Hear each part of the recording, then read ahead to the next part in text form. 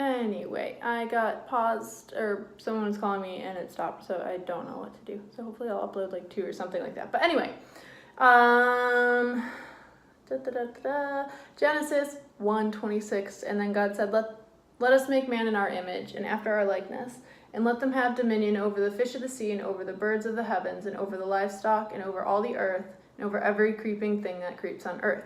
So God created man in his own image. In the image of God, he created him, male and female, he created them.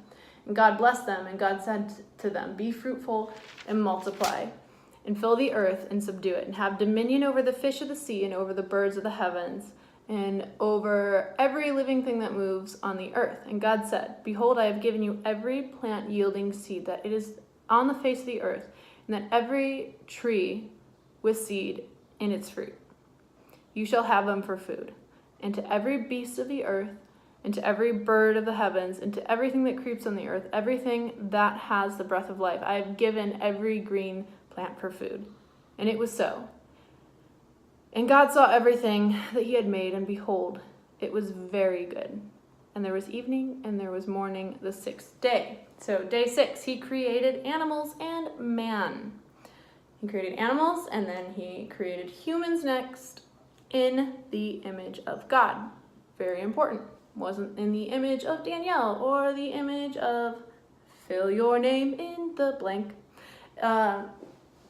That's how important we are. You know, that specific that we are in likeness with him. The rest is his ideas when it comes to the animals. That those aren't made in his image. Those are like his creation, but we're modeled after him. Which is pretty cool. We are also pointing out that we are to rule as God's representatives and to investigate the earth resources and make them useful. So he gives us this little noggin to discover the earth and use it. That's a good thing. He also tells us, once again, his first commandment to us was to create life. And guide and lead. So, to create life, meaning sex is good, not the topic of it. Make sure that he is at the top, centered in a marriage. That's how it was, because it was meant to be holy with God.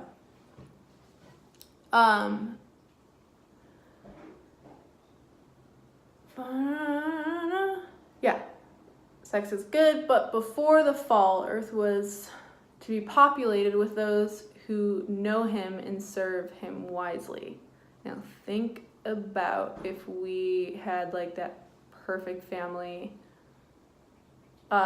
which we don't, but like that genuinely wanted to serve God. It was just a centered family around Christ. Like that is what God intends. He also told us to manage the animals, and fruits and green plants were given for food. Yay, vegans. And the last cool thing that he said was it was very good. Not good, but very good. Yeah, he wants us. He created this world for us to live in. So, day 7, which is Genesis 2, 1 through 3. Thus, the heavens and the earth were finished, and all the host of them. And on the 7th day, God finished his work that he had done, and he rested on the 7th day from all his work that he had done. So God blessed the 7th day and made it holy, because on it God rested from all his work that he had done in creation. So day 7, earth was finished. Did you ever think why we have and navigate 7 days of the week, and we say keep holy the Sabbath? Because we are supposed to rest. We're supposed to keep that day holy. We are supposed to center it around God. Yes, we work. We're supposed to work, which work is a good thing. God gave us the earth to tend to. He wants us to rest and give him the glory. I mean, we can be doing that in every single day task, but he also wants us to humble ourselves and look back and give a day to him. That's why we kind of do church on Sunday, but church is also every day. You are the church. So, earth was finished. God rested and made it holy. That day was centered around him. Bam! Those are the 7 days of creation. And now, I'm going to ask you, Eden, what does it mean? Pause it again right here. Pause it, just in case you didn't. And then play it. So, write it down. Oh, was I supposed to say that? You're supposed to write down what you think Eden is. If not, pause it now and then hit play after you're done. But the New Oxford American Dictionary, Eden, is the place where Adam and Eve lived in the biblical account of creation, from which they were expelled for disobediently eating the fruit of the tree of knowledge. We can't compare our answers because you ain't here. So we're gonna read Genesis 2:5 through 25. It says, "When no bush of the field was yet in land, and no small plant of the field had yet sprung, for the Lord God had not caused it to rain on the land, and there was no man to work the ground. And a mist was going up from the land, and was watering the whole face of the ground. Then the Lord God formed the man of dust from the ground, and breathed into his nostrils the breath of life. And the man became a living creature. And the Lord God planted a garden of Eden in the east, and there he put the man whom he had formed. And out of the ground the Lord God made to spring up every tree that is pleasant to the sight and good for food. The tree of life was in the midst of the garden, and the tree of knowledge of good and evil. A river flowed out of Eden to water the garden, and there it divided and became 4 rivers. The name of the first is Pison.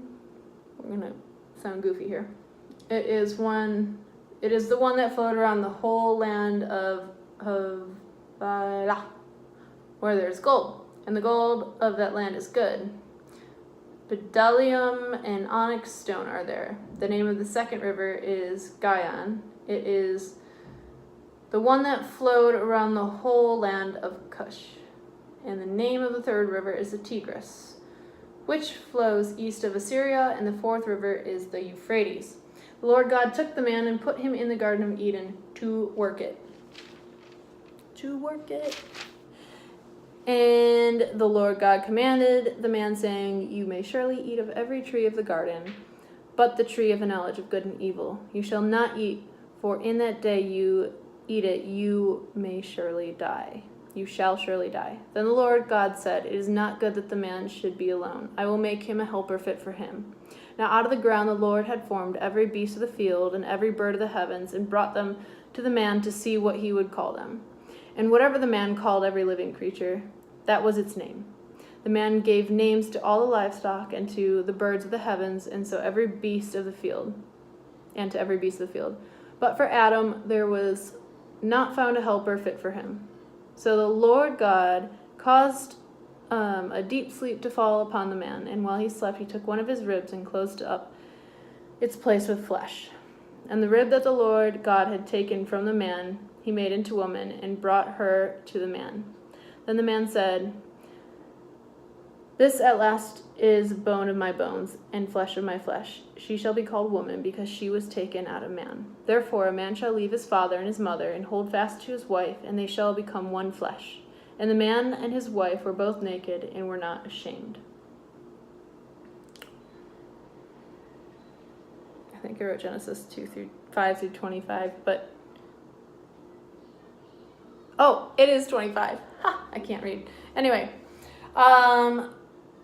so here we are described, Greek and Hebrew word were not described in here, but I'm going to give you some notes.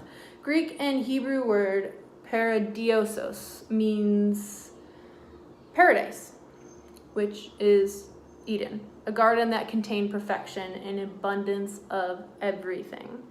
That's where God put them. That's where it was supposed to be perfect, amazing, in harmony, in unity with God. Every tree that is pleasant to the sight and good for food, which was in Genesis 2:9. There were 2 trees that were set apart from the rest of them. the tree of life and the tree of the knowledge of good and evil. We do know about Eden that it had 4 rivers flowing out. The location is still in speculation, but they have hypotheses as to where it might have been. And that was fun and interesting. Eden had land that had many resources, a lot of gold and onyx, and it could be later associated to be used with the tabernacle and the temple to be built. So that's why they think they know where the location is. Eden had a garden to work in. Hebrew word shamar meant keep. So that's what they meant to work, to keep the land. Productive work is a part of God's plan and not sin. We were meant to work. We're not meant to be lazy. We're meant to go and take care and learn and use our brains and make sure that things are in order. It's a good thing to work, so don't give up, even when you feel down. The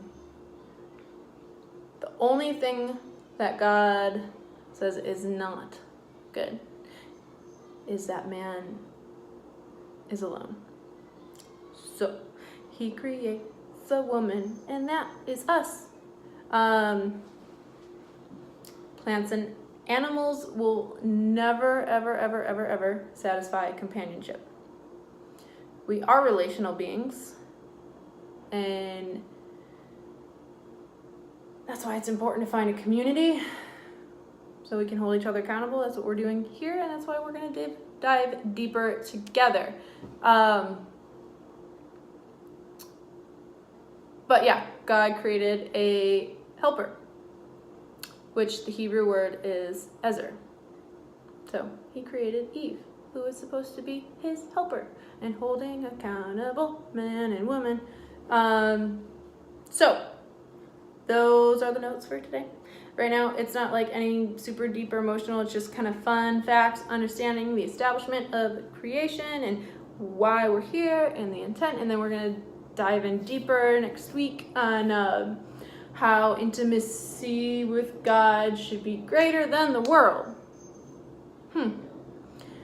So we want to define what the world is biblically, and we also want, it's just me, because I'm speaking for me and God.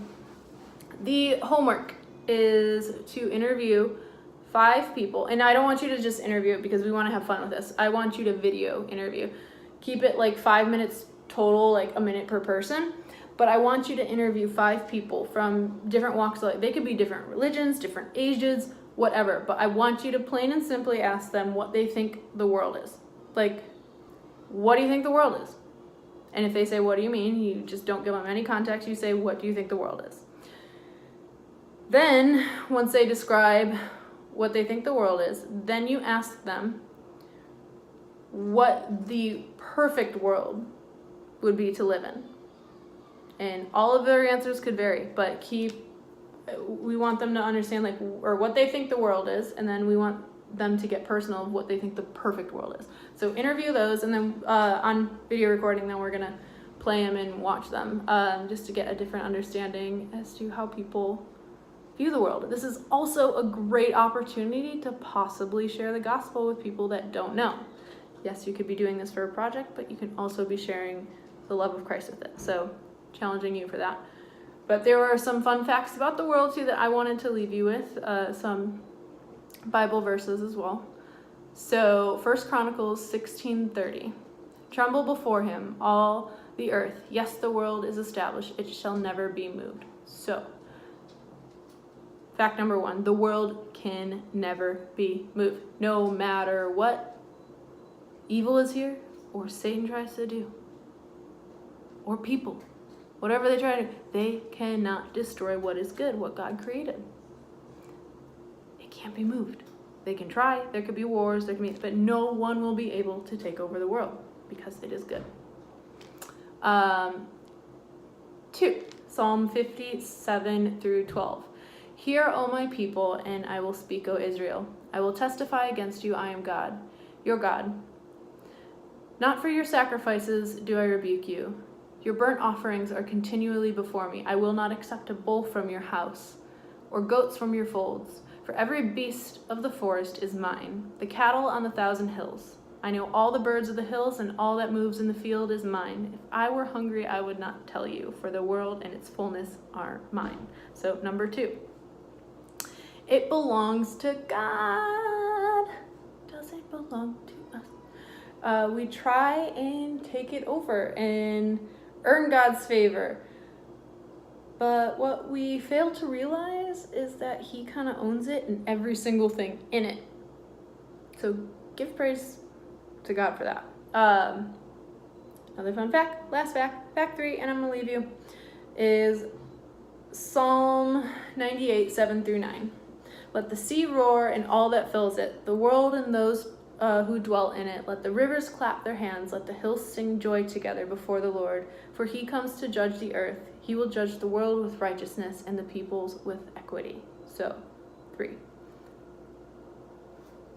God will judge the world, not people. So if you're feeling pressured at school or at work or wherever that you may be in any sort of social setting, because being a teenager sucks sometimes, you just go like this. Whatever lies you're hearing, because people can judge you, but that judgment is not final. That's just words. God is the only person that can judge the world. We can have opinions, very strong opinions, but God is the ultimate judge. So go out in the world this week, just establishing those facts, that you are here for a reason, you were created for a reason. God had you in mind, and he set up this world for you. Do the homework, and I'll see you on Thursday, and I love you.